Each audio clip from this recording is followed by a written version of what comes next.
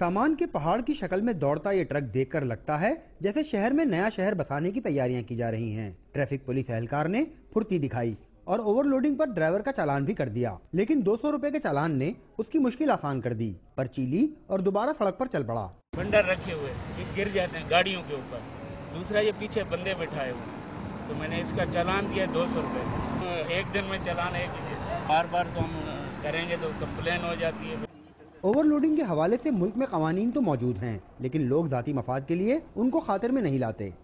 Traffic police रोकती है, चालान कर देती है, कुछ पैसे ले लेते हैं। तो जब अपना किराया वो बारे में नहीं आता, किराया कम है और डीजल महंगाई, मजदूरी ज़्यादा है, बचत हमारी गाड़ी की है नहीं। जब तक हम डंबर लोड नहीं करेंगे हमें बचत नहीं आएगी। तो क्या कर रहे हैं, भूखे मारे, ये काम छोड़ दें, नहीं कर रहे तो क्या कर रहे हैं, मजबूरियाँ हमारी।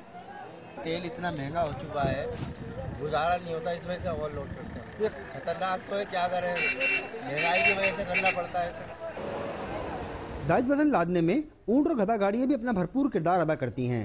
उनका तो चालान भी नहीं होता, लिहाजा बड़े आराम से ट्रैफिक का निजाम दरम बरम करते किसी भी जानिब चल पड़ते हैं। बसों वाले सामान की जगह मुसाफिरों को छतों पर लाद लेते हैं और यूं हस्बे तौफीक ओवरलोडिंग के कवानीन का खुलेआम मजाक मामूल बनता जा रहा है। कैमरामैन मोहम्मद अली के साथ ज़ीशान अहमद, डॉन न्यूज़, कराची।